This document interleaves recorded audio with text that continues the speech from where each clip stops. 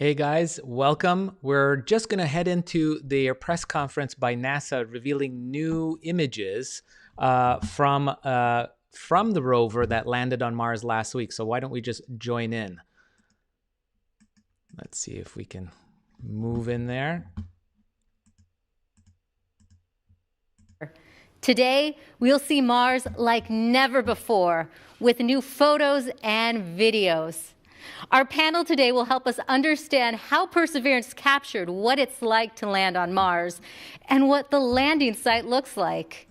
I'm your host, Raquel Villanueva, and joining us is Matt Wallace, Perseverance Deputy Project Manager, Dave Gruhl, Perseverance Entry, Descent, and Landing Camera Suite Lead, Al Chen, Perseverance Entry, Descent, and Landing Lead, Justin Mackey, Perseverance Imaging Scientist and Instrument Operations Team Chief, Jessica Samuels, Perseverance Surface Mission Manager, Ken Williford, Perseverance Deputy Project Scientist, and to tell us what this all means for NASA and exploration, Thomas Zurbuchen, Associate Administrator for NASA's Science Mission Directorate.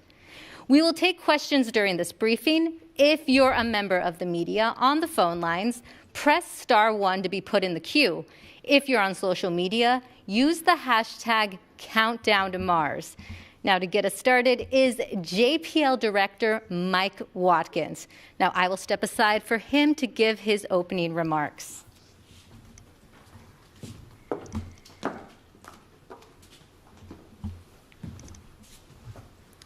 Thank you. Welcome back to JPL. We have a jam-packed press conference today, and I was just looking at the team here. I think we're trying to add it up, maybe 100 years of combined experience with Mars rovers on the panel today. Now, we have been working very hard since we landed. The surface team has been getting the rover set up for the surface mission. They've been working Mars time over the weekend, making fantastic progress, and you'll hear about that today. You'll also see some brand new images and videos are downlinked over the weekend.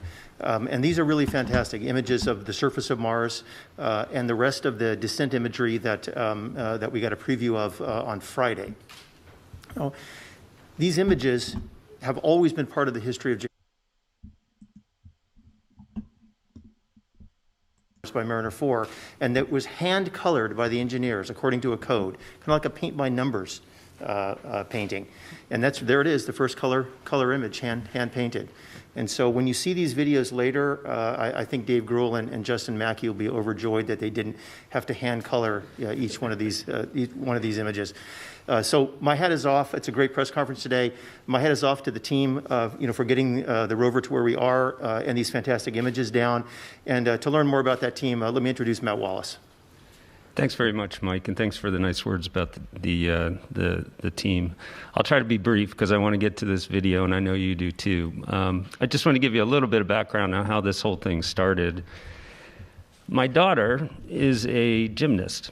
She's been a gymnast since she was a little kid, and when she was about, I guess, 11 years old, and the project was still in formulation, she asked me for one of those little sports cameras. And being the indulgent parent I am, I got her the sports camera, and she put it in the harness that it came with, and she put the harness on, and she did a backflip. And I don't know about you, but I cannot do a backflip. But when she showed me the video, and I watched that camera pan up to the ceiling, and then the room go upside down and then somehow right itself as she landed on her feet. I felt for a moment that I had a glimpse into what it would be like if I could do a backflip. And that was the moment that inspired a phone call to my friend Dave Gruhl over here.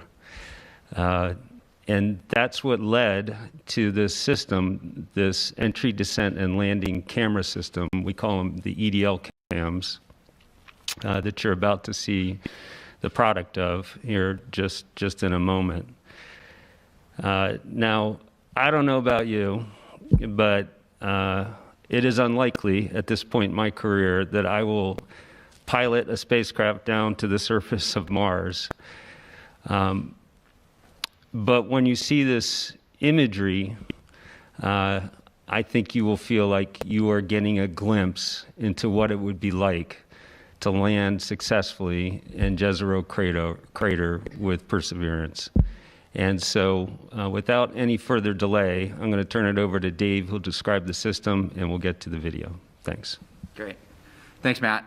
The idea of adding a ruggedized commercial off-the-shelf hardware onto a flagship spacecraft to do a nice-to-have function proved to be quite an interesting challenge that Matt handed over to us. Along the way, we encountered one, maybe two people who were a little bit skeptical of what we were trying to do. But thankfully, we had the full support of project leadership, all the individuals directly supporting the 2020 mission were super excited to help, and in the end, we were able to actually make it happen. Our EDL CAM team were guided by two requirements, if you will. The first one was that the entry, descent, and landing system, camera system, must do no harm to the flight vehicle. And that's especially important during EDL. This was our one critical requirement, and as you all saw last Thursday, that requirement was met. The second item is not so much of a requirement as it is a mantra, if you will. We get what we get, and we don't get upset. We wanted our EDL CAM system to get onto the vehicle and return amazing imagery of the vehicle landing in Jezero crater on Mars. Like every other element on the Mars 2020 spacecraft, individuals worked really hard and went above and beyond to make sure that their piece of the spacecraft did what it was supposed to do and would be successful. But in the end, we knew that our entry, descent, and landing camera system, the mission could still be 100% successful if our camera system didn't work. And if we could even get just one image or one piece of information back during EDL, that we shouldn't get upset and we should be excited. So as you probably realize after last Friday's press conference, the EDL CAM system successfully captured some amazing imagery of the vehicle's descent and landing on the surface of Mars. We collected a little over 30 gigabytes of information and over 23,000 images of the vehicle descending down to the surface of Mars. As a quick introduction, if I could have the first graphic, a reminder for some of you exactly what are the sensors that we included in the entry, descent, and landing camera system. There are 3 cameras that are located on the top of the vehicle on the back shell. Those cameras actually capture high rate, 75 frames a second imagery of the parachute inflating in the Martian atmosphere. Now, one of the cameras stopped operating coincident with the mortar fire when the parachute was deployed, and that's to be expected. It is a very high dynamic environment, but luckily the other 2 cameras continued to operate as expected and captured some amazing footage of the parachutes inflating in that Martian atmosphere. We put one camera on the bottom of the descent stage. That camera looked down on the rover as we lowered the rover on the bridles. The mobility system latched into position, and then the vehicle touched down onto the surface of Mars. We also installed 2 cameras onto the rover, one on the top of the vehicle looking up on the descent stage so the rover could actually see the descent stage, lower it down to the surface, and then ideally fly off into the distance after it had delivered Perseverance safely onto the surface. And then we also put a camera on the bottom of the rover, which actually looked down on the surface of Mars once the heat shield was dropped away, and that camera continued to capture imagery until the vehicle touched down on the surface of Mars.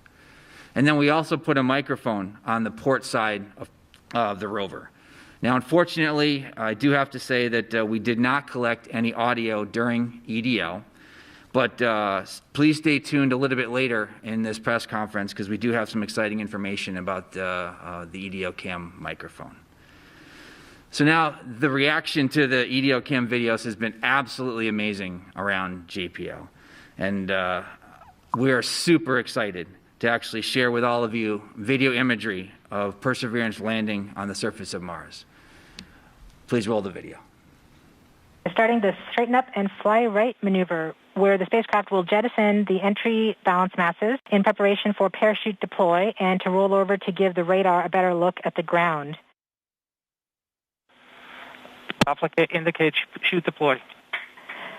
The navigation has confirmed that the parachute has deployed, and we are seeing significant deceleration in the velocity. Our current velocity is 440 meters per second at an altitude of about 12 kilometers from the surface of Mars. Heat shield set. Perseverance has now slowed to subsonic speeds, and the heat shield has been separated. This allows both the radar and the cameras to get their first look at the surface. Current velocity is 145 meters per second at an altitude of about 9.5 kilometers above the surface.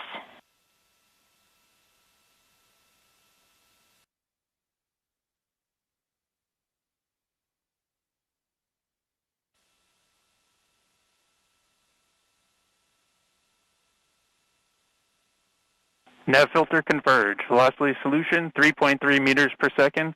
Altitude 7.4 kilometers. Now has radar lock on the ground. Current velocity is about 100 meters per second, 6.6 kilometers above the surface of Mars. Perseverance is continuing to descend on the parachute. We are coming up on the initialization of terrain relative navigation and subsequently the priming of the landing engines. Our current velocity is about 90 meters per second at an altitude of 4.2 kilometers.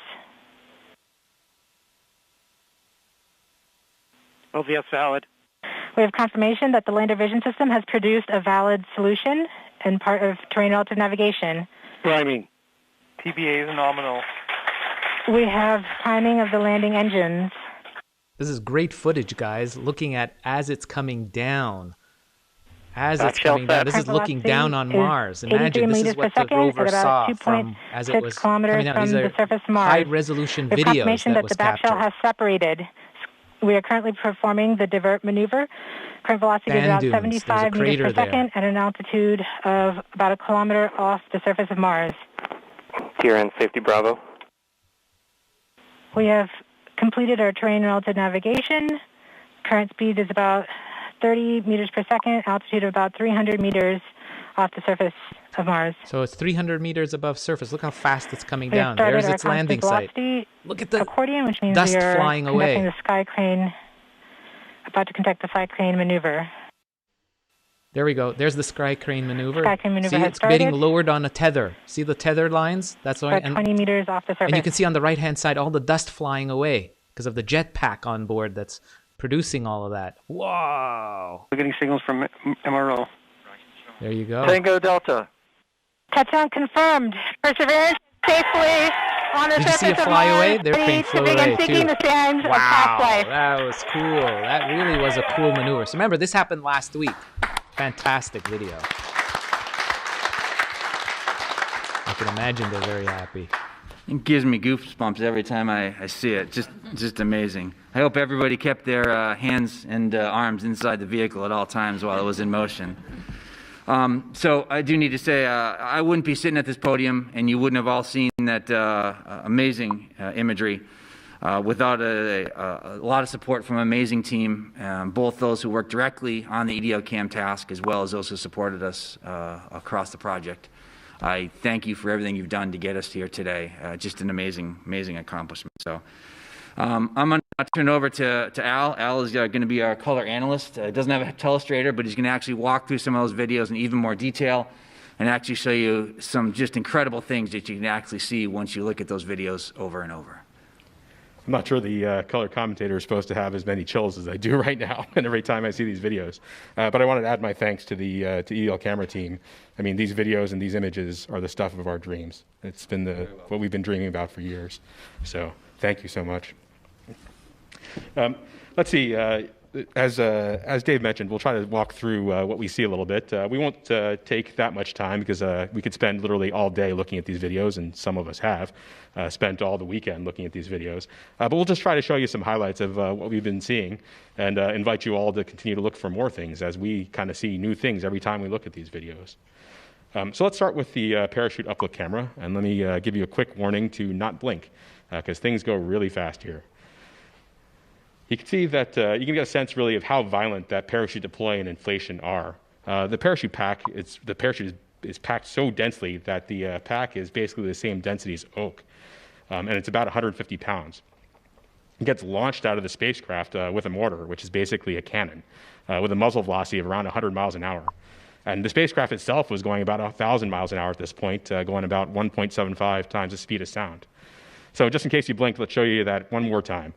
You can kind of see that in high speed, and then or real time, and then we'll slow it down and take a look at the details. Okay, so let's try to walk through this a bit slower, this time at about quarter speed, and we'll pause at times to point out things we see. So let's start that rolling. Okay, here you can see the pack getting pushed out of there. You can kind of see the pack right in the middle as it's being pushed, and the parachute lid, which is right on top of it, it's kind of that circle to the left of the pack, was on top of the pack. It was there to protect the parachute during entry. It's got some thermal protection system material on it to keep the parachute nice and cool and protected. And the pack is used to push that lid right off the vehicle, given that cannon force. You can also see some of the other things that have popped off of that lid, which is kind of expected given how violent this launch really is. So let's move on from here. So we keep going out here. You can see the pack reach what we call line stretch. So that's as far as it's going to go. It's where the parachute's going to start inflating. That's about 150 feet behind the spacecraft, and it got there in just under 1 second. So this pack is really moving. That's pretty much, as the parachute starts to come out, you can see the pack is rotated about 90 degrees. That's pretty common. We've seen that in some of our testing here on Earth at high altitude as well. So let's keep going and take a look at the inflation. So that inflation really looks textbook. It's nice and symmetric. The parachute opens in only about 7/10 of a second, again, really fast. There's no evidence of tangling of the lines, which is great. There's about 2 miles of lines in the parachute system, so the fact that we don't see any evidence of tangling or any kind of other misbehavior is great news. And I'm sure we'll be studying this video for many, many years and picking it apart frame by frame. And of course, we have a second camera on board as well that recorded this launch and inflation of the parachute. You might notice the pattern that's on the parachute here. Distinct patterns are useful in helping us determine the clocking or orientation of the parachute. Also, the contrasting sections can be useful in tracking different positions of the parachute, different portions of the parachute as it inflates. So it's especially useful when we have multiple cameras, as we do here, and are trying to track features in the parachute inflating. In addition to enabling incredible science, we hope our efforts and our engineering can inspire others. Sometimes we leave messages in our work for others to find for that purpose. So we invite you all to give it a shot and show your work. Let's move on to the rover downloop camera and take a look at that in a little bit more detail. So if we start that up, you can see the heat shield falling away very nicely and symmetrically. Pausing here, we can take a look at what we see on the heat shield. First, we see the medley components on the heat shield. You can see the electronics box and the gold wires that lead to all the various sensors that measure the aerodynamics and heating during the entry portion of flight. We can also see some white flecks in different places, both on the heat shield and free flying, which are likely frost that accumulated on the heat shield. That heat shield is really, really cold during cruise, so it's not at all unexpected to see some of that frost appearing on the heat shield on the inside.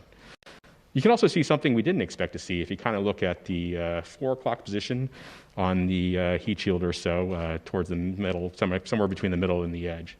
One of the springs that helped push the heat shield off seems to have come loose. It doesn't, it's not much of a big deal, but it's definitely not what we expected. If you look at the other 8 springs, they actually are where they're supposed to be, all around the edge of the heat shield. There's no danger to the spacecraft here, but it's something we didn't expect and something we wouldn't have seen if we didn't have the camera system to show us what was going on. So let's keep rolling here. We can see that the heat shield basically stays in the same orientation as it flies away from us. It'll come back into view in a little bit. But this is great. This is kind of what we expected in terms of the aerodynamics of that heat shield. It doesn't tumble or do something weird that was unexpected in flight. So that's very useful to have this video to show us that. So in the interest of time, let's skip ahead to about 15 seconds before backshell separation. So starting this video here, you can see that the spacecraft is rocking back and forth while hanging under the parachute. This rocking is less than it was earlier in flight, but pretty much what we expect. There, that white flash was backshell separation, and you can see us throttle up and begin our divert maneuver. You can see the vehicle's turned over, so we're actually beginning to fly east. And that's why you can see the delta over there. As it maneuvers eastward to the eventual landing site, it actually passes over, the field of view will pass over the landing site and then kind of overshoot it a little bit because it's got to stop that horizontal divert that we did. You can see everything's nice and smooth now that the engines are under control. That on-chute parachute rocking is gone. So here we are, slowing down and stopping, and we're coming straight down on our eventual landing site here. You can see that as we really begin to slow down here, you can see the engines as we get lower throttle up there and stop us here. And you can see it beginning to push all that dust around on the ground on the two sides. That shaking there is the rover deploying and the mobility during sky crane. And here we are coming down, and that rocking motion of the rover we'll see in other videos. But that settles down right before we hit the ground in a nice, safe, flat spot. There doesn't appear to be too much of concern that's right below us. So that was the rover's view looking down.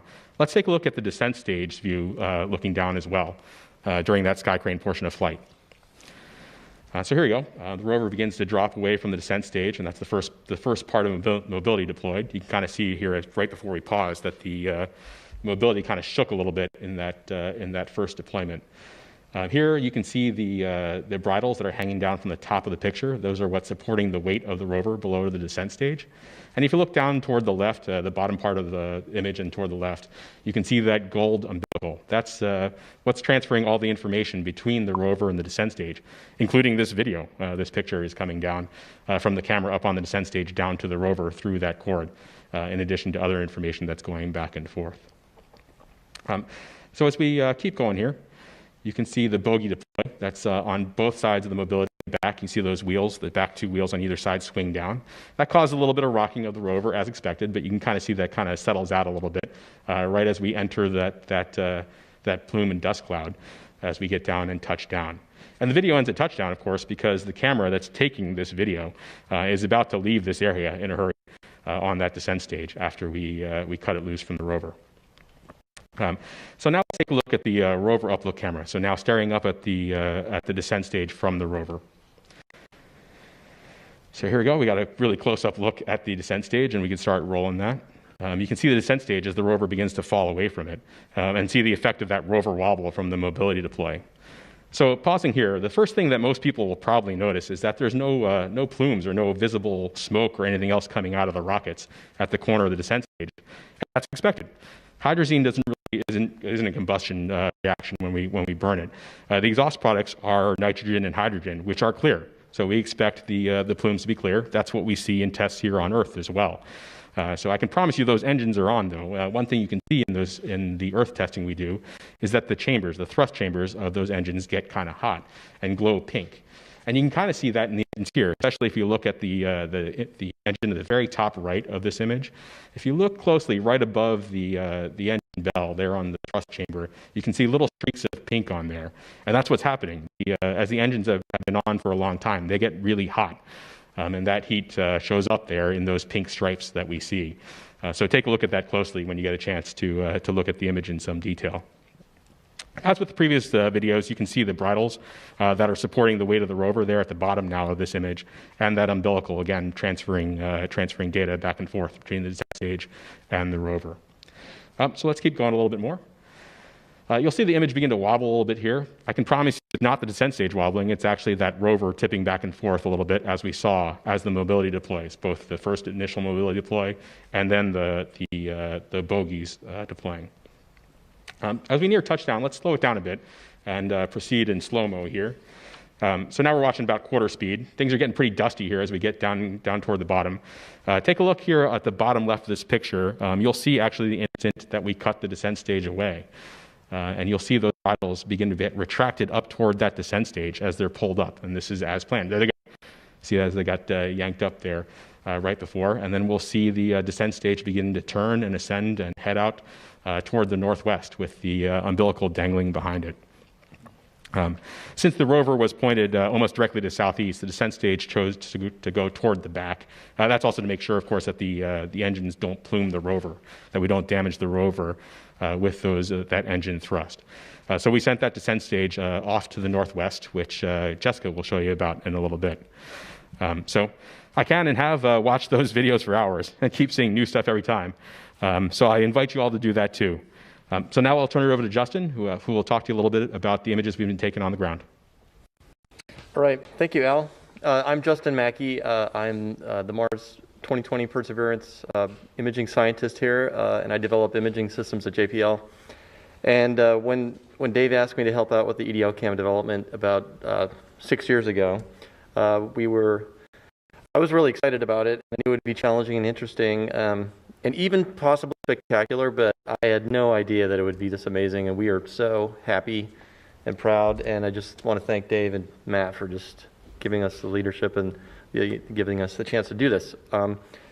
Like Matt and Dave and Jennifer and Rick and others on the project, I've actually worked on all 5 of the NASA rover missions, and as part of my job, I review images from Mars like every day. That's what I do. And when I saw these images come down, I have to say, I was truly amazed.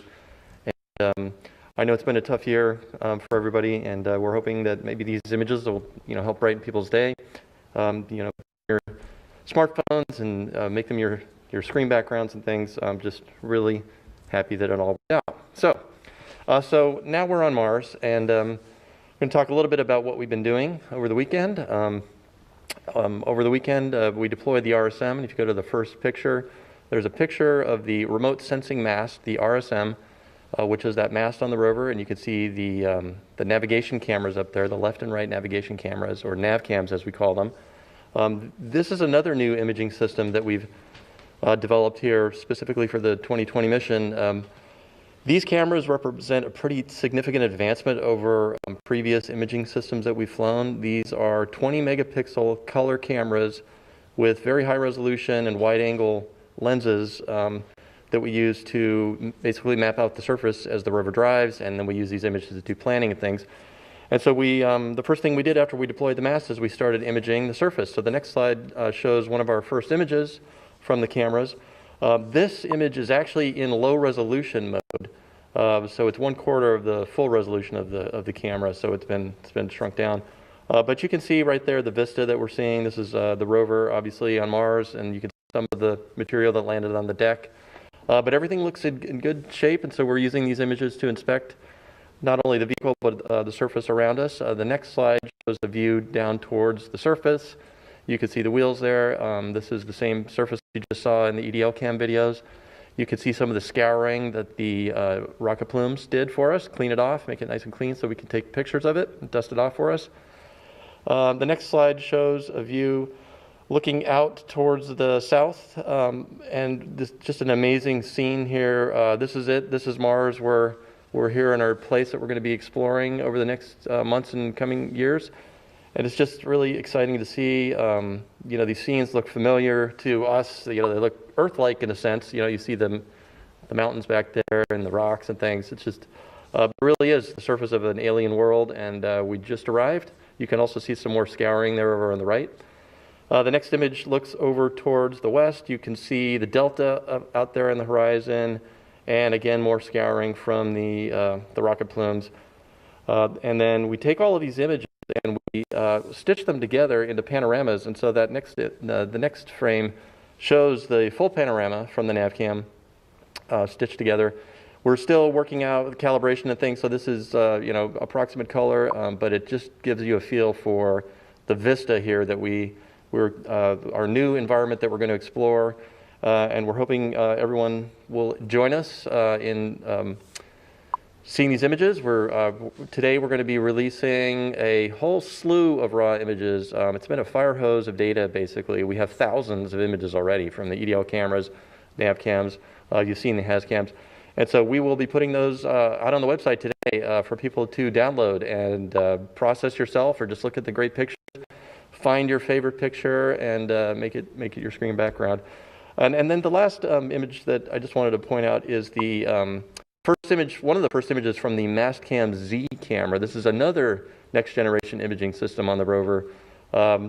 Jim Bell is the PI. I'm the deputy PI for this, working with our industry partners, MS Cubed, down in San Diego. This is just a fantastic imaging system. This is a preview of things to come. This system has a zoom lens on it. That's what the Z stands for. And we are going to get incredibly high resolution photos from this imaging system. I just wanted to point out a few things in this picture. On the far right, you can see those cables where they had been cut in the video that you just saw. So there's kind of a close-up of that. And then just in the middle, to the left of that black instrument, that's the rover upload camera. That's the camera that actually took the video of the sky crane as we were coming down. And then in the bottom of the frame is the Mastcam Z calibration target set. There's two of them. There's the circular one with the shadow post and then the color chips on the bottom. There's another cal target in the back. That's the SuperCam instrument with our partners from Los Alamos and in France. We're going to be commissioning SuperCam over the next few days. And then finally, just as a teaser, I'll point out that there is a little antenna there to the right on that box, the center right. That is the helicopter antenna. It's a helicopter base station location. And preview of things to come, we're excited about that as well. So with that, I'm going to turn it over to Jessica to talk about latest status. All right, thank you, Justin. I know you can attest firsthand to being in the control room and the excitement that everybody has been experiencing seeing all these images from the surface. And as they come down, we're immediately sharing them and everybody clapping and smiles all around. So, great camera suite. So I am happy to report that Perseverance is healthy and continuing with activities as we have been planning them over the first few sols on the surface. To date, which is really only just 3 sols of activities and one more, and coming up later this afternoon, we've executed 5,000 commands. So lots of instructions to the vehicle for her to perform, and having everything come back exactly how we've been wanting it to with respect to our health checkouts and our instrument checkouts. So things have been going well. A couple key highlights. So we have fired and released our launch lock restraints to allow our mechanisms to be deployed. We saw the remote sensing mast, but one of those also being the high gain antenna. Now, this is important for the high gain antenna to be deployed because it increases our uplink rate to the rover, and so it will allow us to send a higher volume of instructions to Perseverance and allow her to perform more involved activities over the days to come.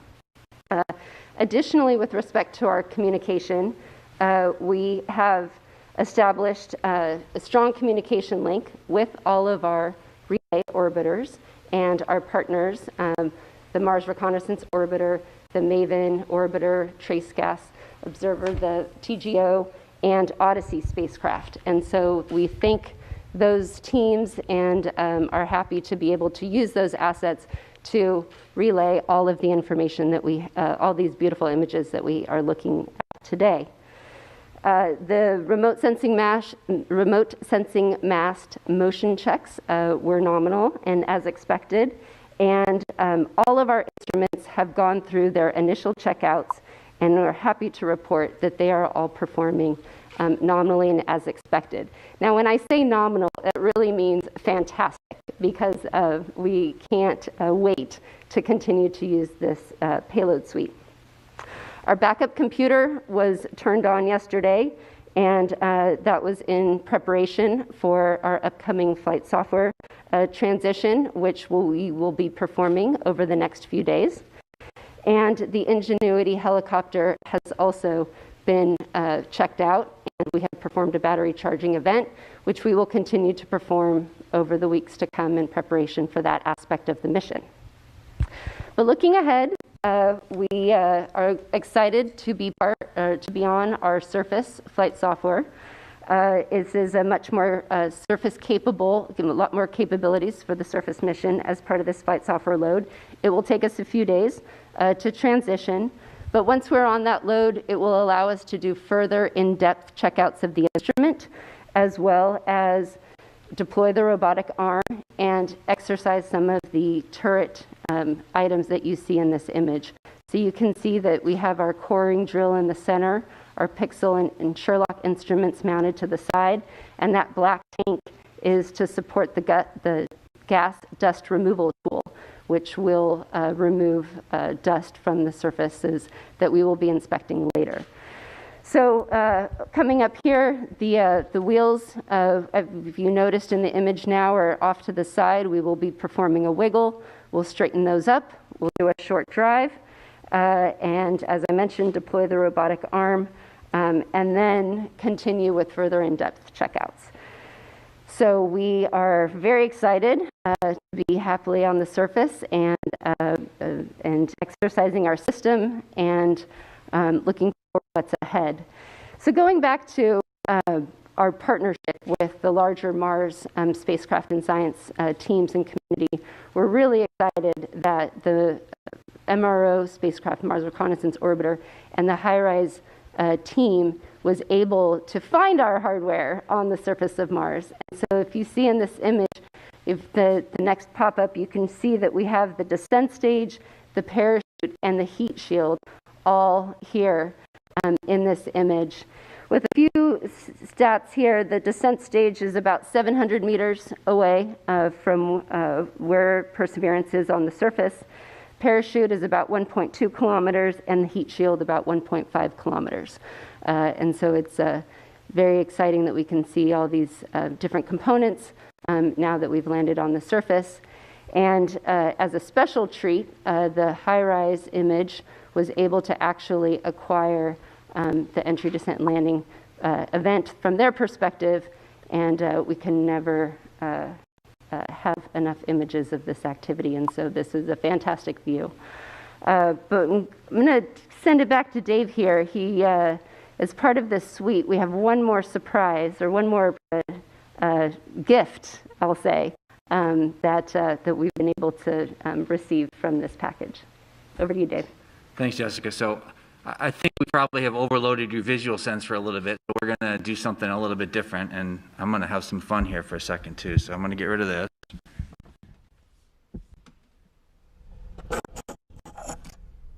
And I'm going to talk to you now with this.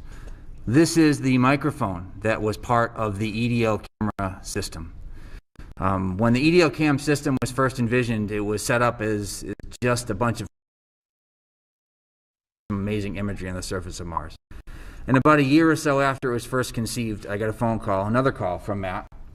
After talking to headquarters, asked the question, could we possibly put a microphone as part of our EDO camera system? So we worked with the team, we took a look, and sure enough, it was something that we could do. And so we started off that detailed design and identifying a microphone that would work for us and getting it onto the vehicle. About a year after this first started, I was giving a tour at JPL. And I happened to mention to the group that I was giving the tour to that the decision had come down and we were working to actually include a microphone onto the vehicle. And after the tour was done, a gal came up to me and she said some things to me that I won't forget anytime soon. She said, I'm super excited that you guys are going to try to put a microphone onto the rover and get it to the surface of Mars. And I was very appreciative. And I asked her afterwards, I said, I'm curious, why is it that this relates to you so much? And her response was that her sister was visually impaired. She was not able to see these images that we saw earlier or that we sent down in the past. And while she tries to describe them to her, she felt that she just can't quite capture that same sense of amazement that she gets when she gets them visually. And that by actually getting a microphone onto the surface of Mars, the hope was that she'd be able to experience things on Mars the same way that she was when she actually looked at them. And that stuck with me. We continued to work super hard to make sure that this microphone would work. And that's part of the reason we were disappointed why it didn't work when we actually went and did our entry, descent, and landing sequence. I wish I had actually captured that individual's name. I would love to reach out to her now and say, we've done it. I hope your sister is enjoying it. Because what I'm going to show you in a second, or what you're going to hear in a second, is actually the first sounds being recorded from the surface of Mars. So there are two microphones on the Perseverance vehicle. There's this microphone here, which is part of the entry, descent, and landing system. And there's a second microphone that is on the SuperCam instrument. And we're counting on both of these instruments recording some absolutely amazing sounds from the surface of Mars. So with that, I invite you now to, if you would like to close your eyes and just imagine yourself sitting on the surface of Mars and listening to the surroundings. If I could have the first one, please.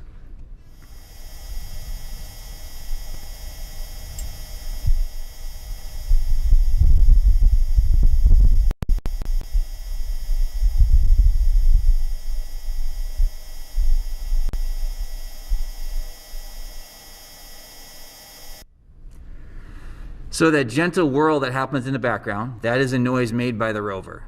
But yes, what you did hear 10 seconds in was an actual wind gust on the surface of Mars, picked up by the microphone and sent back to us here on Earth. The analysis indicates that was around a 5 meter per second type of wind gust. So we can sit here now and actually tell you that we have recorded sounds from the surface of Mars. So we have a second one, which basically further reduces the noise of the rover, so you can just hear what the wind would sound like on Mars. And once again, I invite you to sit back and have a listen to what it would sound like to be on Mars.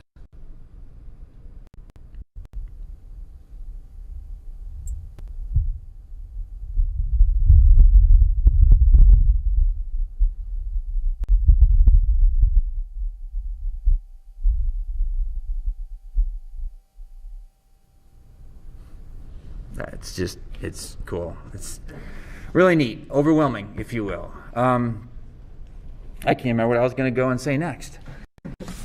So we're looking forward to doing some amazing things with the microphones going forward. We need to work with the ops team. There's some great science that they're looking to do. We're hopeful that we continue to use these microphones, both the SuperCam microphone and the EDOCam microphone, to capture sounds, perhaps the rocks interacting with the surface. SuperCam is going to use theirs to get some great data of them zapping rocks. So as you've heard and will continue to hear, we're just beginning to do amazing things on the surface of Mars. And now Ken is going to talk to you a little bit about the science that we've done to date and what they're looking forward to doing as we continue to move forward. Thanks, Dave. And I'll start by just taking this opportunity to say to Matt, Dave, Al, and everybody else on this fantastic team, thank you for the ride of a lifetime. That is just incredible, what we've seen today, and what I'm sure we'll continue to see as the mission unfolds. So with all the focus on these spectacular videos and audio, we wanted to make sure to remind you that there's plenty of science going on already, with hundreds of team members poring over every new image. So if we can get the first of those images, as you'll see in this NavCam frame, we start with what may seem like very basic observations: light rocks, dark rocks, holy rocks. That's holy with an E. We use these very generic terms at this early stage until we have more data that allow us to test our hypotheses and make more confident interpretations. Follow along with the mission, and you'll see the theme. As we get closer, our view of Mars continues to resolve and a coherent story emerges. Next image, please.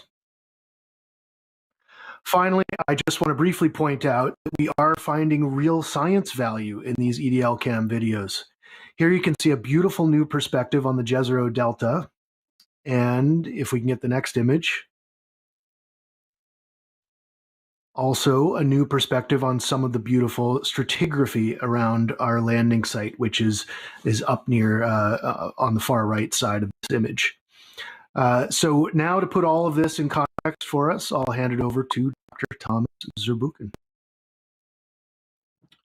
Well, what we've seen here today is really nothing short of amazing. You know, and perhaps you've had moments like this before. Some of you have told me that I was too young to remember, but they had a moment like that, for example, when they observed the first landing on the moon. They had moments like that where it felt that we took a big leap, not just in this case because of at JPL or at NASA, but a big leap as humanity. Of course, it's a leap that was enabled by work over decades, and on this mission for close to a decade. So what's possible today, or what feels possible, is different even than yesterday. It's how it feels to make history. And that's how I feel today. I'm so moved by this. Wow. The video of Perseverance descent and landing, and the amazing panorama and the first wide landscape shot of Jezero Crater seen with human eyes, and the first Martian sounds are the closest you can get to landing on Mars without putting on a pressure suit. That video, I believe, should become mandatory viewing for young people who not only want to explore other worlds and build spacecraft to take them there, but also want to be part of diverse teams achieving all the audacious goals of our future. At the center of that is a team, and I'll ask for the next image. You should know, I met this team. I see me there in a dark suit next to Dr. Laurie Glaze, the Planetary Division Director, and Al, he just talked to you, is on his knee in there, and that's the entry, descent, and landing team. And we met him just hours before that historic landing. And I love this picture because, of course, the event today demonstrates that the human aspect of exploration. And that is, of course, every reason for what we can do at NASA and also why we do things. The video and audio images here provided to us are from the surface of Mars, and sometimes we forget as we look at that. Well, Robert shouldn't get all the fun. We want to make sure that all of us on Earth see and feel what it's like to be on Mars and explore other worlds. I'm so excited for the more than 1 million students who joined the Mars Student Challenge, and the many more across the world who will be inspired by these images released today and even yesterday. Their journey is also just the beginning. Just imagine Perseverance sitting on a hill, recording the next Martian landing with a cargo that is basically a rocket, and then the first from another world with samples bound for Earth that are collected by Perseverance now in the near future. Imagine follow the entry, descent, and landing of the first human crew on the planetary surface sometimes in the future. These future historic events, which I'm confident will happen, will be enabled by women and men working in diverse teams.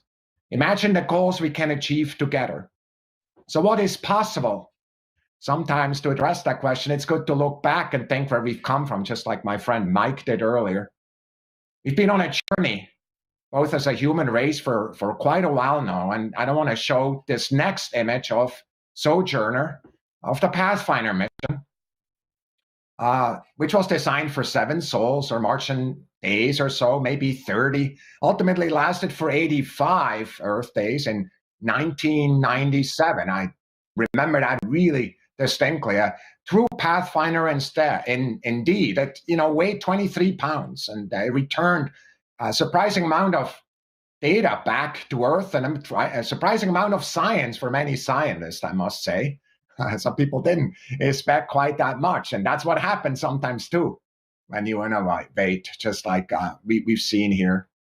We've grown from that seed. Now Perseverance is the size of a small car, and it's ready for us for the next shine leaps. And here's a picture that we're putting up that is one of the many pictures that we're releasing. And of course, it's a picture, one of my absolute favorites, and that's a picture of the sample caching system on there, because it's that sample caching system that will connect this mission to the samples that will bring back to Earth and other historic feed we're working on. This system is on the surface of Mars now. I remember distinctly looking at it before we packed it up from JPL and moved it over. Then, of course, launched it from the top of a rocket. This, my friends, is one of the indelible moments in NASA's history where what we can see and what we can learn and what we can hope for in the future and the extraordinary emotions that makes it feel all of us coming together. That human element will fuel our future at Mars, which is bright indeed. And it will fuel the dreams of a new generation that will return to Mars and also study the samples that we will eventually bring home. I'm so grateful to this team and literally the thousands, both at JPL and within the US and around the world, to all of you who have engaged in this mission. As has been noted, the raw image pipeline is opening up. Please go take a look at these data and play with them, especially those of you, the children and the youth that have signed up to our educational campaign. What can you find in these pictures? And who's going to compose the first piece of music with actual Mars sound? Mike, Matt, Jennifer, Al, many of you leaders, I could not be more proud of both you and your team. On behalf of our entire NASA leadership team, a heartfelt and a proud thanks to you. For the record, Matt, I'm so glad for your idea about these cameras. We will learn a lot from that, much more than we ever expected. And of course, this is just a start. For the surface team, the real work starts now to evaluate the surrounding and start a plan and our trajectory across Jezero Crater. It's a big team and there are lots of discussions, but that's science in action. Stay with us. There is much more amazement to come. Back to you, Raquel. Thank you, Thomas. And we'll now move on to your questions. Remember, if you are a member of the media on the phone line, you can press *1 to get into the queue. If you're on social media, you can tag questions with the hashtag Countdown to Mars. Now, starting on the phone line is Bill Harwood from CBS News. Yeah, hi. I guess this is for Al or maybe for Matt. I mean, other than the loose spring you guys saw in the heat shield, is there anything at all in that video that looked all phenomenal? I mean, you know, it looked like it was almost textbook. And I'm not saying that just to, I don't know, give you free praise, but I didn't see, you know, I don't see anything like that. So is there anything? Thanks. I can take that one. We've been poring over those videos and looking for anything that could be wrong, and also looking at the rest of the data. And we did have a pretty clean run through entry, descent, and landing. There were a couple of bits of the parachute lid that came off. Some of that was expected. In fact, we knew that there was some risk of that as well. And there was, if you look at the video, you can actually see a chunk. That's the radome. It's a cover. For one of the Logian antennas we used during cruise and also during part of EDL, that came off. We had hoped that it wouldn't, and we tried to restrain it a little bit better, but we knew that it was a risk that it might. So that's something we noticed that's on there as well. There's a couple other little things that we've been taking a look at, but I think you're in general right that the entry, descent, and landing system behaved as expected, and it did what it had to do. Especially given, and a big shout out to the terrain relative navigation system, which put us down in the safest spot that was available to us. The places that we had to choose from weren't great if we didn't have something like terrain relative navigation. So yeah, the landing system worked great. Great, thanks, Al. And up next, we have Marcia Dunn from the Associated Press. Yes, hi. Wonderful video. I'm just wondering, did the JPL team get to see snippets coming down of the video, and then, or did you have to wait until this 1 minute video was put together? What was the reaction when you first saw the video and laid eyes on it? And for David, why do you think the mic didn't work during descent? Thank you. I can say a couple words about the first part. I had trouble leaving this mission support area this week just because I kept waiting for every little bit of information to come back from, particularly from these cameras, but from the vehicle in general. And I can tell you, every time we got something, people were giddy. They were like kids, you know, in a candy store. You know, we'd get a thumbnail, which literally is just a really low-res, blobby-looking thing of one of those videos that came down first, and we'd just be falling on the floor excited with what we were seeing, and that's before even the high-res came. You know, there's a lot of people that have contributed to this entry, descent, and landing system.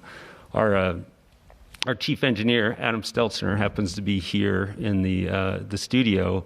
He was kind of the father of the sky crane system. This started 15 years ago for him. He and his team have never seen this system operate before, not even on the Earth, because we can't test it on the Earth. So this is the first time we've had a chance as engineers to actually see what we designed. And I just can't, it's hard for me to express just how emotional it was and how exciting it was for everybody as we got this information down. I'll turn it over to Dave to say a couple words. Hey Dave, before you say that, can I just chime in on the first image? This is Justin. I will say, when we get these first images from any of these imaging systems, the test images never look as good as the real thing. It's not even close. In fact, it's very hard to simulate a lot of these things, especially these, you know, sky cranes and things. And so the images that we normally see during test programs are there's always like a ladder in the background, or the lighting's never quite right, or there's a car. In the case of the EDL cams, we have these big targets out in parking lots, and we were dodging cars to try to do our tests and things. And so that moment that you get these images from Mars, it's just kind of an electric feeling where it just all just snaps into place, and you get these pictures that are just like perfectly, they're pictures of Mars that you can never simulate here on Earth. And I think that we all experience that, especially after we go through months and months of testing, and the images don't really look that great. And people get skeptical, like, are these cameras really that great? Because that looks like a garage or something. So it's just amazing to get these pictures, and I think we all feel that way, because we're all seeing pictures of insides of labs and everything, and they're never that great. But it's amazing to get these photos from Mars. Okay. Yeah, I'll give you my take. So Thursday evening and Friday, when the data started to come down and we kind of realized what we had, I was sitting at home and my phone started to go off, and I was getting FaceTimes from people who were in the MSA. And what was happening was that they were starting to show them on the monitors that we have hanging on the wall. And people were turning their phones around and saying, Grul, you got to see this reaction. And people were just jumping up and down and giddy and ecstatic. And it was a great feeling. I mean, from where I was sitting, I not only was excited to see these videos and what we had captured, it was also the fact that a lot of people had put in a lot of effort in to make this system work. And to actually reward that effort and to pay it back and get this excitement going, it made me super happy. I was glad to see that all the hard work, all the dedication had come in, and that everyone was just excited about not only what we had captured, but also what this mission could do going forward. So, it was a great feeling. It was a feeling I won't forget for quite some time. And then regarding the question about the microphone, we started to look at it. What we think happened is that there was a communication error between the device that is responsible for digitizing the analog signals that the microphone picked up and then passing them back to the computer that actually stores all the data. We're not exactly sure why it happened. It could have been a fact that it was just so much data streaming into the system. We tested it, but obviously everything's a little bit different on Mars than we actually have here on the ground. So we were pretty quickly able to determine we didn't think there was a hardware issue with the microphone, which is why we were able to approach the project and get their concurrence to try to turn the microphone on then on that SOL2 boundary. It's just unfortunate that error happened during the EDL, and we just weren't able to record any of the data that we generated during the sequence. All right, thanks. And up next we have Chris Davenport from the Washington Post. Hi, thanks for taking the time and for showing this. I really appreciate it. I wonder if you could talk a little bit about the cameras that were used to record the video. I understand they were specially designed, maybe a commercial company called FLIR Systems. Just curious to know, like, what goes into, designing a camera to sustain the G's, the blast of the thrusters, everything that it's got to go through to capture that images. Thanks. Okay, so the cameras were originally purchased from a company called Point Grey, which was then bought out by FLIR. And I can tell you that the modifications we made to the camera were minimal. This was not a camera specifically designed for use on Mars. You can purchase the same camera off the internet for whatever applications you might have for it. The only things we did is we actually added some bonding material on the inside to try to make sure that in the dynamic environment of launch and then that mortar fire event that I talked about, that the camera would continue to operate.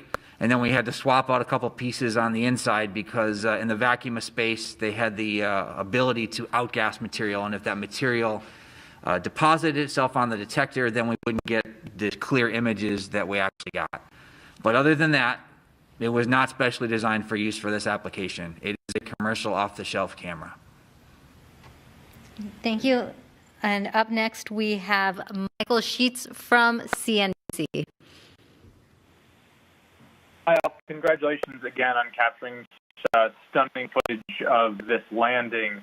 I'm curious on two aspects. I mean, one, Adam Seltzer, you guys had said that in 15 years since he really engineered the sky crane, he never actually seen it in operation. I'm curious what Adam thinks about seeing this work on a planet, and secondarily, how this informs and how being able to actually see the landing informs future missions, even as NASA looks to one day land astronauts what does this really teach you about trying to get people on the surface of Mars? Let's see. Adam's not up here, but I can channel him for just a moment, perhaps, and tell you that this is a thrill of a lifetime. I think not just for Adam, but all the people that contributed to this architecture development back on Curiosity. I remember when we first briefed this system, with the supersonic parachutes and the, multi-body systems, and we're going to lower this thing on a tether, and people just looked at us like we were insane, and Adam and his team, of which Al was part, they kept at it, and they explained why it made sense. They explained why it was robust. They explained why it would work. It was not easy to build, I will tell you that, as the flight system manager on Curiosity. But once you build it and once you test it, it's something that really is designed inherently to interact with the uncertainties that Mars throws at you. And so I think being able to see his system operate like this, in high definition, landing at Jezero, it doesn't get too much better than that, I don't think. So I'm going to throw it to Al. He can maybe say a few words about the types of technologies and information that we have on the technologies on the system and information we got getting back from EDL and will be getting back as part of our reconstruction activity that feed into the future. Yeah, I think we can talk about a lot of things. But as Matt mentioned, as a fresh-faced kid, when the Sky Crane was invented, and I was in that room, and it's amazing to see it finally in action. Even though we knew it worked once, we didn't know for sure it was going to work again. And then for it to work again, and then for us to see it is incredible. And just starting with the Sky Crane there, you can see some things that I think are going to be useful to the future. One thing that's, of course, of a lot of interest, especially as we start landing bigger things, is the plume ground interaction. The interaction between those rockets and what they're doing to the ground and how they kick things around.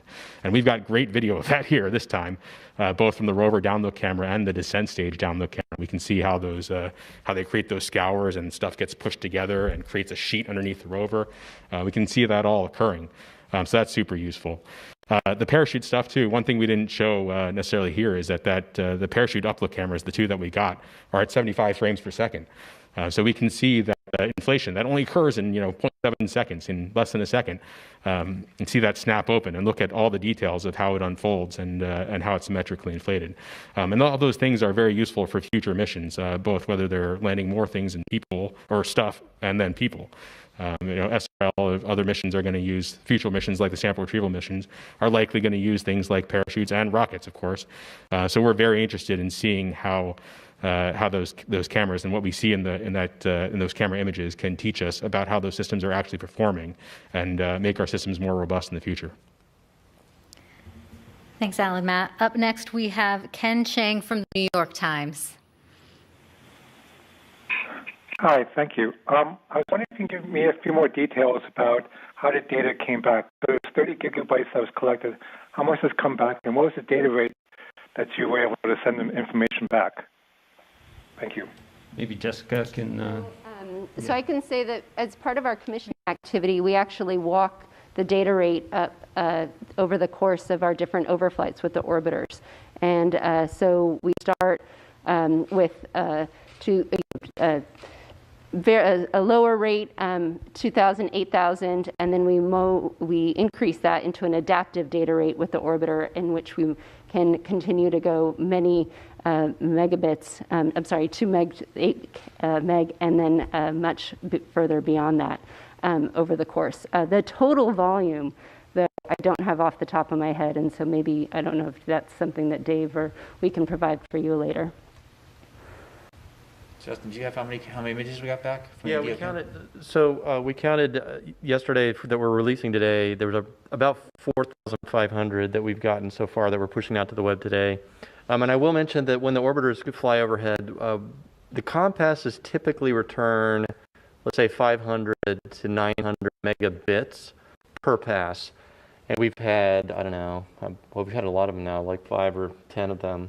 We've typically had about 2 to 3 overflights per night, and it does vary. The rates I was referring to are the communication rates from the rover to the orbiter. And then once that's collected, then we're anywhere from, some passes will be smaller, 80 to 100, and where we've had other passes, which have been significant amounts of data up at 700.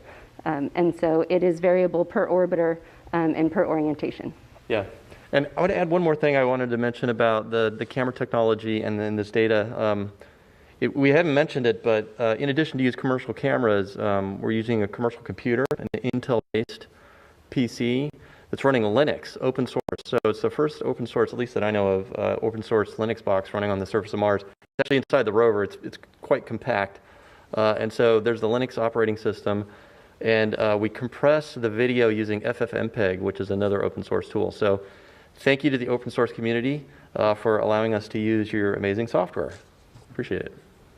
I just very briefly, I just want to note, as Jessica said, you saw some of the terrific imagery from the Mars Reconnaissance Orbiter. We've been getting fantastic support from the orbiter community, not just MRO for both that imagery and the comms, but also from MAVEN, which is a Goddard spacecraft, from Odyssey, one of our older orbiters, and from the ESA European Trace Gas Orbiter as well. Some of the biggest data volume passes we've had brought back a lot of this imagery, came from our partners in Europe, and so thank you all to them. Okay, and up next on the phone lines is Mike Wall from space.com. Thank you all for doing this, and yeah, it's really amazing video. Thanks for sharing it. There's a question for Dave. What do you anticipate doing maybe with the EDL mic now that it's up and running? Do you see it having any kind of diagnostic uses during the deployments of the robotic arm and sort of like the instrument checkouts and so forth? What do you see it doing aside from recording Martian wind and the sound of the dirt under the wheels and so on? Thank you. Yes, we've had a lot of discussion about how we might be able to use both the EDL cam microphone and the super cam microphone to do those type of diagnostic stuff. I mean, the ops team right now, I don't want to speak for Jessica, but they're focused on getting the system deployed, and capturing noise of that is definitely not the first priority. They need to focus on getting this vehicle ready to perform some amazing science. But that doesn't mean in the future we could not sit down and discuss the possibility of capturing audio files of an actuator as it actually spins on the surface of Mars.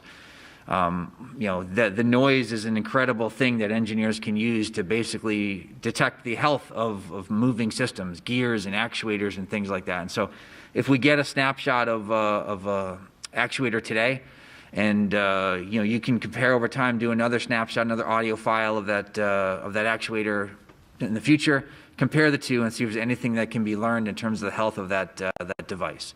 Now, with that said, I do need to remind everybody that the microphone that's in the EDL camera system, just like all of the cameras and other hardware, is off-the-shelf hardware. It is not designed to live in the hostile environment of Mars. It gets down 120 degrees plus below zero at night, and then it warms up significantly more in the day to, minus 40 or something like that. So those temperature cycles in that cold temperature are going to significantly limit the life of these devices. They're just not designed to last for long periods of time. The SuperCam microphone might continue to work. It actually is designed a little bit more for this particular environment. It can last longer. So I think, as you heard, I think Dr. Z mentioned earlier, we're always surprised by how rugged and robust some of our items are, how long they actually last. They continue to operate far longer than we designed them. We've gotten pretty lucky over the last couple of days. Perhaps we'll get lucky and the hardware will continue to operate on the surface of Mars and allow us to do those type of diagnostic things in the future. I don't know, Jess, you want to add anything more about how you might consider using them? Well, I can say that application was one of the things that we had projected and tested, and wanted to make sure that even though this was a capability that was part of the cruise and entry, descent and landing software package that we're operating on right now, we've also carried that capability forward into our surface software. And so assuming the hardware is good, we're open and ready to use it. Yep, and I will mention to the question, we actually have gotten requests from instrument teams wanting to turn on the microphone to observe their instrument functioning. MOXIE is one of the instruments. It's going to be generating oxygen, has compressors and scroll pumps and things. And they actually want us to use the microphones to do diagnostic acoustic measurements. So I actually think that this might become something that all rovers might want, because everybody knows that when you hear something squeaking, it's diagnostic. Maybe you need to check it out, and it tells you a little bit about how it works. And so we will find out how these get used. It's actually kind of exciting, and we're getting requests from the teams. So we're working to put those into the plan. I'll just say I hope it does survive long enough so that we can hear those wheels crunch over the surface of the planet, because I think we would hear it. And I think it'd be great to hear that big rotary percussive jackhammer drill taking that first sample of a rock on Mars as well. I think we'd hear that also. So I'm hopeful that our little microphone will hang in there for some of those events. Great. And up next is Lisa Grossman from Science News. Hi, thanks for taking my question. The video is amazing, and a lot of it looks a lot like the animations that you've shown before the landing to kind of advertise this. Excuse me. Going forward, how will you distinguish the video that is the real video from the animations to kind of make it clear to people what they're looking at and keep them from getting confused or not be fuel for conspiracy theorists saying we haven't actually done this? I guess I could try to take that one. I mean, I think we should label very clearly which ones are from Mars and not. I think it's clear to a lot of us, but I think you're right, given the way that the animation's been pretty good. You get a sense for how that could be confusing. I think we should label them going forward. Now that we have this kind of video, we should be clear about what's real. What a great problem to have. Exactly. I mean, it's an amazing problem to have. Justin, do you have any thoughts? Yeah, I can attest to it's real. It's actually real. I know, because I know the data very well. It's stunning and it's real. And that was our thought too when we first saw it. We're like, wow, this looks like doesn't look real, but it is, and that's what's so amazing about it. And you know, I know I've seen some of the video games are getting pretty good. You know, if second glance you look at a sports game and it looks like it's real, but it's fake. But this is actually real stuff, and that's why it's so exciting. And I actually just want to say, for those of you that want to go watch the videos, personally I like watching at like quarter speed or even slower, because there's so much detail in there that anyone who's done animations knows that would take a lot of time to do.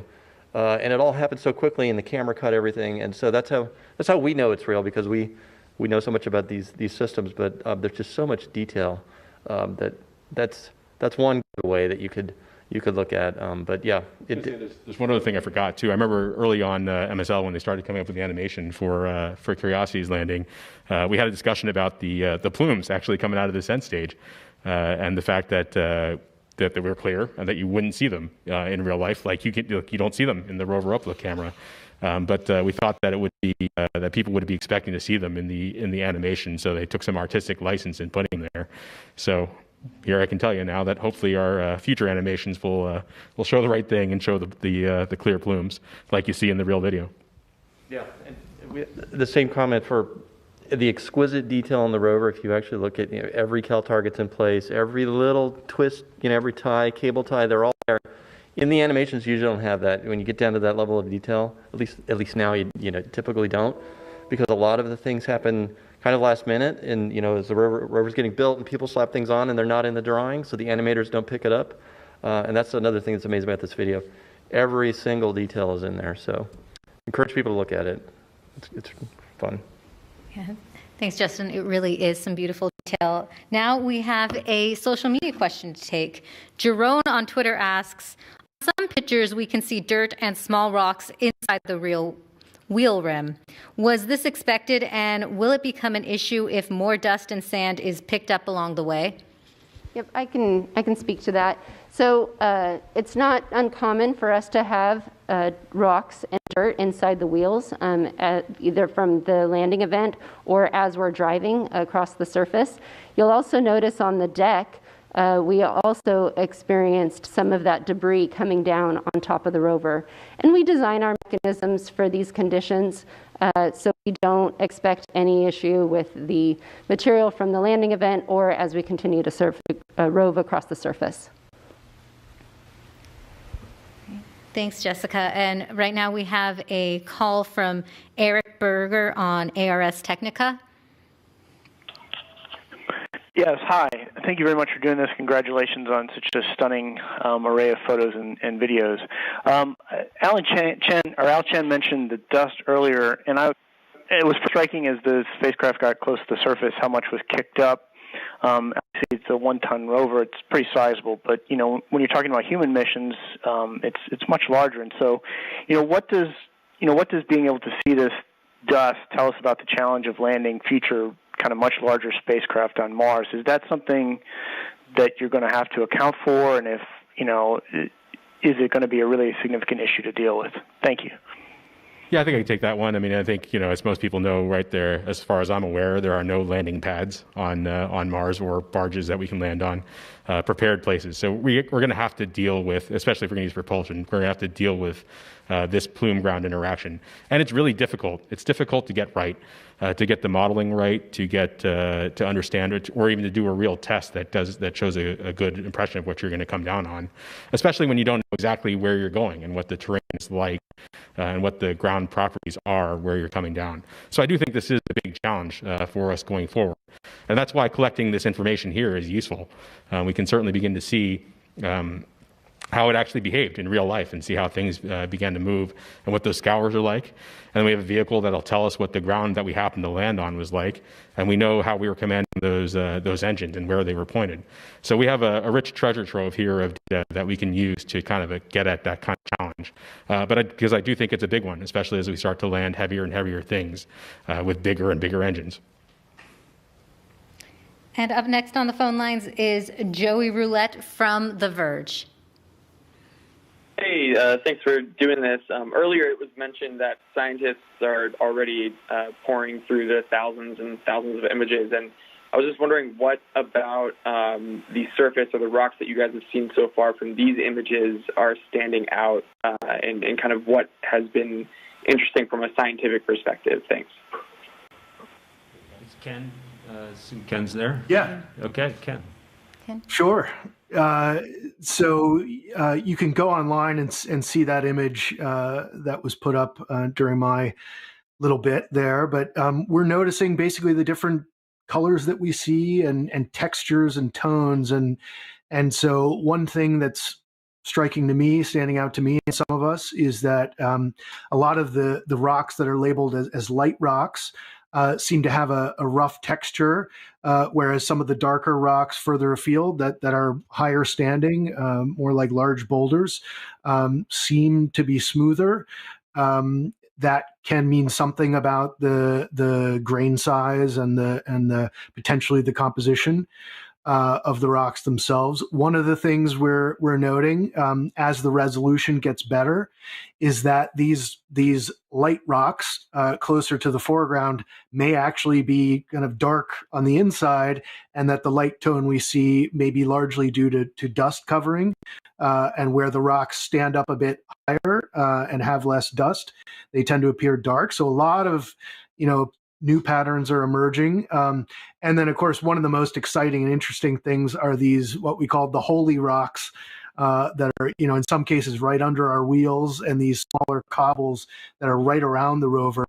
I didn't mention, but one of the possibilities for those holes is that they are what we would call vesicles, which would be due to gas escape from a volcanic rock.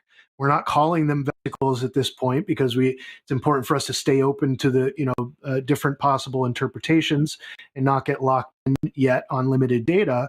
But if they are volcanic rocks, that is enormously important to us, because it potentially provides an opportunity to get a really nice radiometric age or an absolute date if a sample like that comes back to Earth. But then again, if you go back to images from many previous Mars missions, rovers and otherwise, you'll see that wind abrasion can cause those sorts of holes in all different types of rocks. So just a few of the thoughts that are emerging, and then of course we're starting to get views of the Delta Front now, which just have us, on cloud nine, looking at some of the targets further afield that we're excited to explore. Great. Thanks, Ken. We have another phone line question. Mark Zastro from Astronomy Magazine. Hi. Thanks for taking my question. I guess this is a question for Al. And I was just wondering if you could speak to the performance of the landing vision system, if you've gotten a chance to dive into that, how the range figure and terrain relative navigation really performed, and just sort of what it was thinking, how it was making its decisions as it descended. And then when you look at its performance and its accuracy, how do you judge it? And can you see that improvement over Curiosity? Yeah, that'd be great. I was really hoping for a chance to speak to that a little bit, actually. The lander vision system, as part of the terrain relative navigation system, really did great. In fact, here's some stats, right? Based on the targeted, we took many images on the way down. We got tons of landmarks. We were very able to match up what we saw with our onboard map. It was almost perfect, better than many of our field tests or even simulations. So we got a very good lock on where we were. And in fact, when you combine that with our safe target selection and where we flew to, we only missed the targeted pixel by about 5 meters. So we were aiming for a particular spot on the planet once it had decided what was reachable and what the safest spot was. And given how well the lander vision system performed and our system in flying us there, we only missed by 5 meters.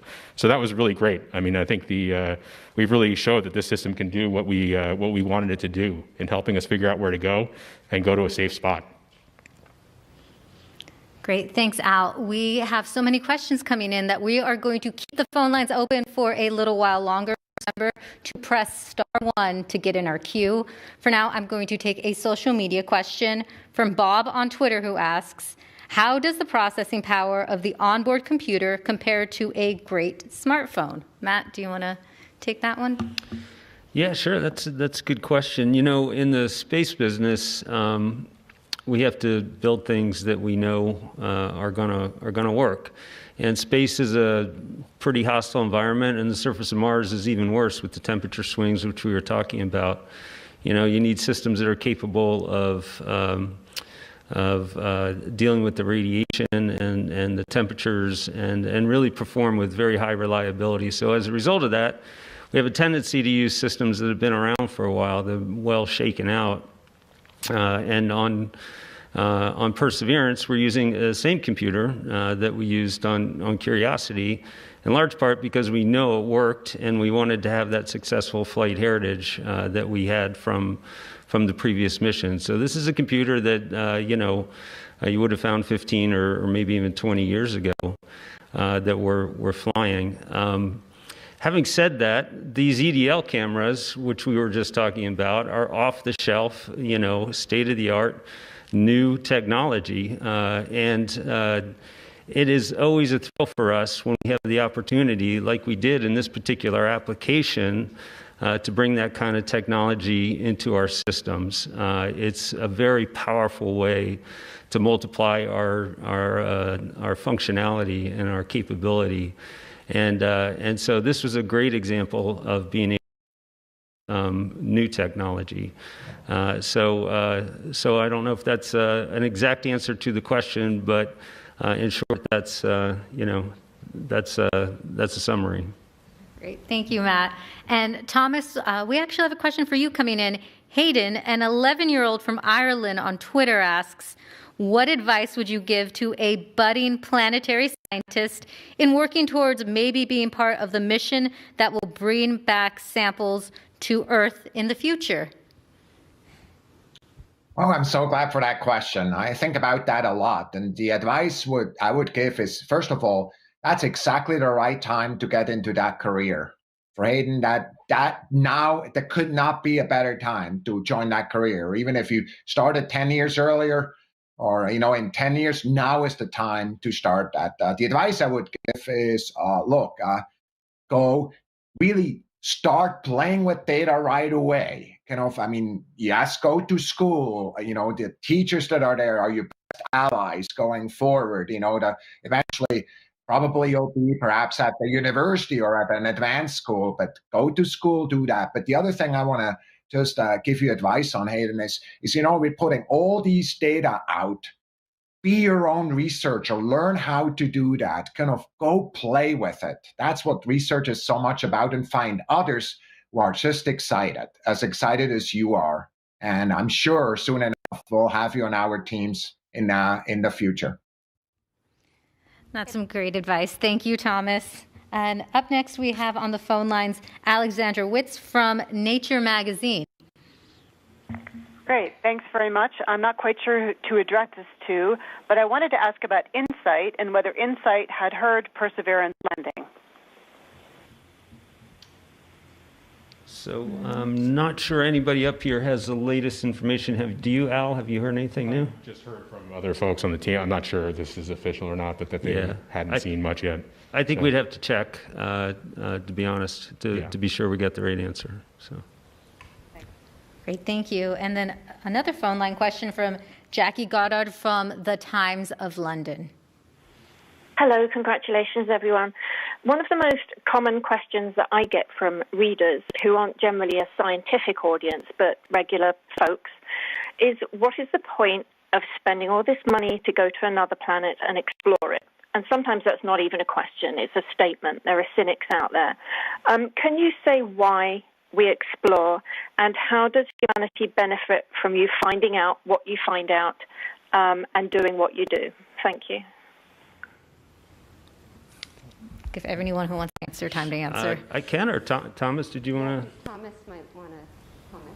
Yeah, why don't I get started and turn it over to you, Matt? Is that okay if I start? Matt, you good with that? Yeah, that'd be great. So frankly, I'm thinking about this question all the time. Why do we explore? And of course, when we do that at NASA, I just want to let everybody know that if you look at how much money we're spending on each planet and the exploration of each planet, of course, the majority, the money the planet we're spending most money on, of course, is the Earth, the place where we live, where our friends live, where our history is, and where our future is going to be. And so we're not confused about the importance, and just as excited about the amazing future of what exploration is going forward. Exploration for us, though, is broader than just what is useful right now. And the reason we're so convinced that that is important is, first of all, the questions that have driven humanity, important questions, truly historic questions, in so many ways are what we're really about. Addressing those is what we're really about as humans. We want to be sure, as we look at our contributions of our generations, that we really move forward what we know, and also really affect how we think about ourselves. And that so often comes through research. There's a second reason, though. It's truly secondary, but I'm going to mention it often. And surprisingly, the results and the technologies that we're building for the very questions that are really driven by fundamental science questions are extremely useful. And I just want to remind you that perhaps today, ask that question is driving around in a car with a GPS system built for an entirely different purpose and looked at the weather forecast, which of course was not anticipated when in fact we built the first Earth satellite. So yes, we want to focus on the immediate needs today, and it's really important, but it's so critical for us as a species to look forward and explore. Matthew? Thanks, Thomas. I think you said it really well. I've been landing things on Mars now for 25 plus years. And so I've had a chance to go out and talk to a lot of different people, and it's not unusual when somebody asks this question, and I used to, have a long list of reasons, and there are a good long list of reasons, but fundamentally, I've come to the conclusion that in some ways it's kind of a moot question, because how can we not explore? It's just who we are. It's what we are. It's in our DNA. You couldn't stop us as a species from exploring, I don't think. I think it's part of the reason why we're, at the top of the food chain is because we're curious, because we want to go to places we haven't been. We want to answer questions we don't know the answer to. Sometimes we want to find the questions we don't even know need to be asked. You know, it's just part of who we are, and it opens new horizons, new frontiers. It inspires us. It inspires kids, you know, and as Thomas mentioned, all the academic programs that are paying attention here, science to technology, that we bring to the table, that's important for us, you know, and I think that's the best I can do to answer that question. There's a lot of reasons. All right. We can move on now to another call from Matt Kaplan from Planetary Radio. Hi, everyone. Congratulations from not just me, but all of us at the Planetary Society. I've been texting with our boss, Bill Nye, the science guy, who has been watching everything along with us. And here's part of his reaction. Oh, my, this is astonishing, dare mighty things. But here's my question for Ken Williford. Ken, getting these first images and video from so much closer to the surface of Mars than we have from the orbiters, in spite of the great job that they're capable of, does this start to make you think about the potential of doing this on a regular basis from balloons or, let's say, a helicopter? Well, sure. You know, almost everything I'm thinking about right now is potential. I guess I've compared it, you know, to several people who have asked me how I'm feeling. You know, what's it like? And the closest thing I can compare it to is, I would say, the birth of my daughter. You know, where the cruise phase that's about 8 months long, you know, is like that 9-month period where you're just waiting and you're just hoping everything goes right, and then she's born. In this case, we're on the surface, and it's real. And the potential is astounding. I mean, I was just, Katie Stack and I were just texting last night as we got some new images down, and we're just, you know, we're so excited, like kids, just looking at every picture and seeing so many new things and having so many new ideas and new questions are appearing. And the potential of it all is what strikes me more than anything. We have so far to go, so much to learn, and I just couldn't be more grateful to have made this transition from all the years of hard work and stress and wondering, you know, is it going to work out? How's it going to work out? To now, when we actually get to do this thing, it's amazing. Great. Thanks, Ken. And up next, we have Irene Klotz from Aviation Week. Thanks. Just looking ahead a bit, what's been this is probably for Jessica.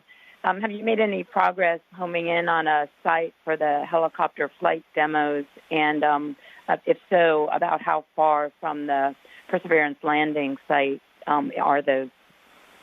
So the team has started to evaluate and is using the images that we've received from entry, descent, landing, as well as now these images that we've acquired over the last couple sols. We are fortunate to have landed in a potential spot for that, but the team is still evaluating and is looking forward to additional imaging from the 360-degree panorama from the Mastcam Z, as well as future data that's to come down. So we have not locked in a site yet. That will still be work for the team to go looking forward, whether it's here or a few hundred meters away. Great. And we have a social media question coming in.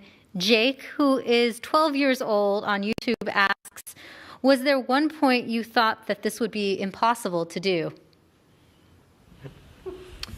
That's a great question, Jake. There might have been many points when it felt a little impossible.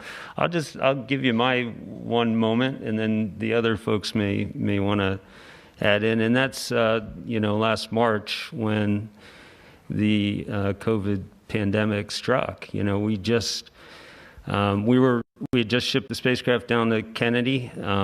Dave Gruhl, who, believe it or not, this whole EDL camera gig is not what he does for a living. He was our assembly, test, and launch operations manager, and he, along with his deputy, Art Thompson, were responsible for assembling the flight spacecraft, testing it, and getting it down to the launch pad for launch. That's actually what he did for a day job. So the pandemic struck about a year ago, and Dave and I and Art and others were just constantly on the phone trying to figure out how to react to it and how to respond to it. You know, I said it before, we didn't have a lot of margin, we didn't have a lot of time. You know, we were figuring out a lot of things as quickly as we could, and our focus was shifted from trying to get the spacecraft built and tested correctly and staying on schedule for the launch, because if you miss it, you got to wait 2 years for these planetary launches to Mars. And suddenly our whole focus had to change to keeping the people safe and keeping their families safe as a #1 priority. And I wasn't sure, honestly, I wasn't sure we could do that. And I knew that if we couldn't keep them just as safe as they would be at home doing other things, that, you know, that could be it for us for this opportunity. We got tremendous support across the board from the institution here at JPL, from headquarters, Thomas and SMD, and we got through it. But that was the existential moment for me. That time right there, the first 3 to 6 weeks after COVID really hit hard. So, anybody else? Same answer. Yeah, exactly. Same answers. Okay. Yeah, I'll add to that. One of the things that's interesting about these jobs we have are we spend years. I mean, 7 or 8 years for me and all these guys. Years and years of work building, testing, making sure it's going to work. And you know, I have to say there's some amount of stress involved when you spend 7 years of your career doing something and then it all comes down to like one moment. And for me, it's obviously like those first images that come from the cameras. Like, you really want that to work, like really, really want it to work. And you've tried everything you can do to make sure it'll work. And so, but you know, it's definitely, you know, we try to be open-minded about what could go wrong. We try to cover all our bases. And that's what's one of the great things about JPL is that there's a team of people here, really smart people.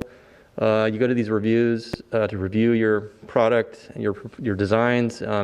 We call them withering reviews. You get a lot of tough questions, but that's one of the really, you know, JPL is a real gem of a place because we built this culture of always questioning what could go wrong, but hoping for the best, and it's a really interesting experience. I think we all share that.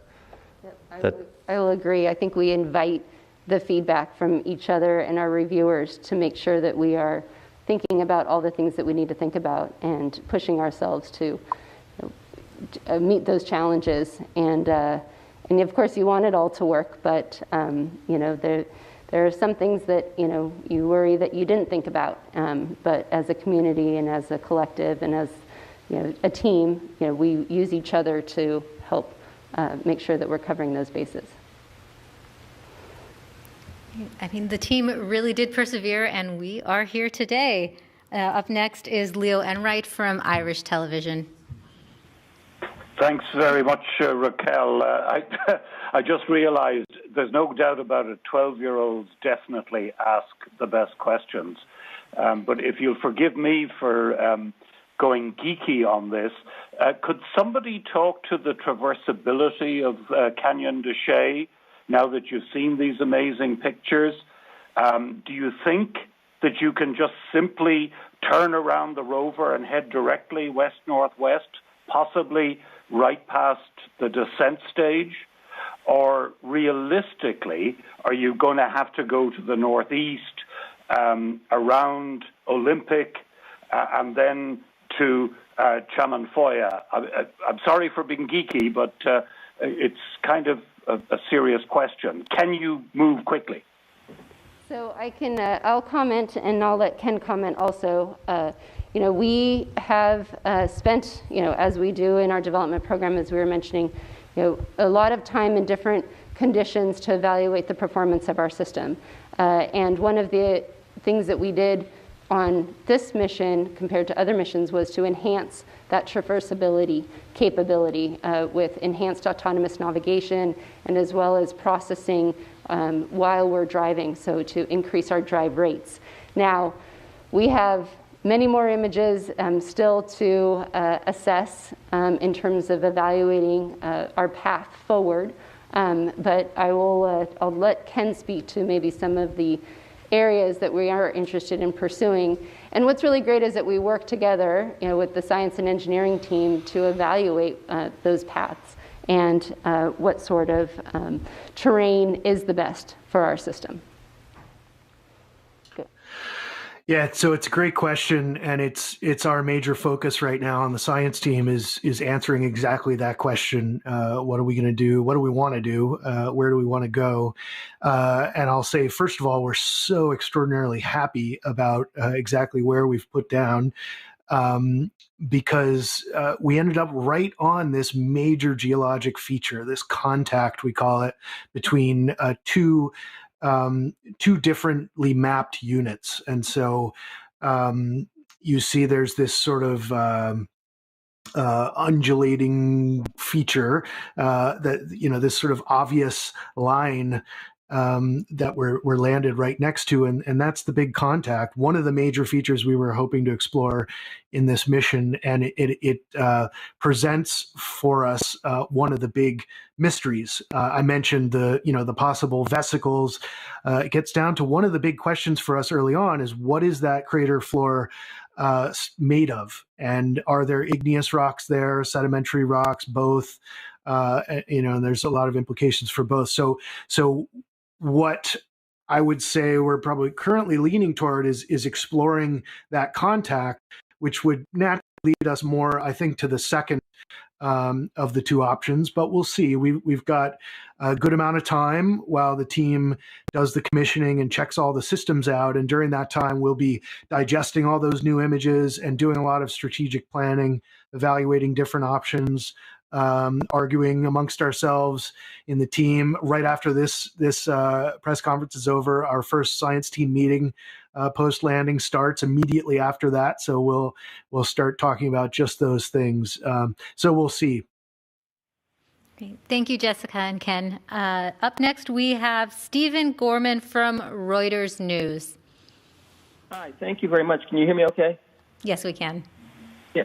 So my question is, I have a question about the superlatives regarding the video footage of the EDL sequence and the audio of that gust of wind that was picked up on the Martian surface by the Microsoft. So I believe, is it correct to say that this video marks the first sort of moving footage of a spacecraft from that spacecraft showing its descent and landing on the surface of another world, Mars or any world, I think, right?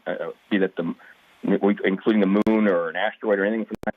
And then secondly, is this the first sound recording ever made on Mars or any celestial object other than Earth, or just the first one that was made that's been played back on Earth? I was wondering if you could just clarify that. I can, let's see, on your first question, putting aside the Apollo program and the moon and just talking about planets, this is most certainly, I'm pretty sure, as far as I know, this is the first time we've been able to see our spacecraft land on another planet. And hopefully that answers the question that you asked. As far as sound, I'm not sure anybody else has any more information, but again, as to the best of my knowledge, this is the first planetary sound that's been recorded. So, yeah, go ahead, Justin. I can add to that. In terms of sound, the InSight lander has a seismometer on it, and they did measure seismic signals that were acoustically driven and then rendered that as audio. So that could be potentially another one. But in terms of imaging and doing video, MSL did have a descent imager that did video, 3.5 frames per second, so it was a little slower. And that was the MARTI instrument. We've also done time lapse of deployments of things on InSight. We deployed a seismometer and we do time lapse video. Mars Pathfinder, we did time lapse video of the rover driving down onto the surface. But then again, it's time lapse, so seconds in between frames. So you've probably seen those. They're all out on the internet. The rover movies. I worked on that as a postdoc actually, but this is definitely the best video of any of them. So I think we can at least say that pretty definitively. It's a whole nother level of capabilities that we now have. So that's great. Well, that is all the time we have for questions today. Thank you so much to our panelists. We unfortunately can't answer all the media questions on there. For those with additional questions, please call JPL's Digital News and Media Office. Our social media team will continue to answer questions online. And we have a Reddit AMA with Perseverance team members starting at 1 p.m. Pacific time today. Now, to see the raw images of Mars, visit mars.nasa.gov/mars2020/multimedia/raw-images.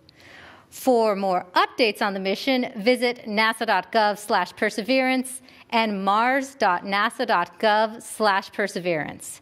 And you can also follow us on social media using @NASAPersevere. I'm Raquel Villanueva. Thanks for watching.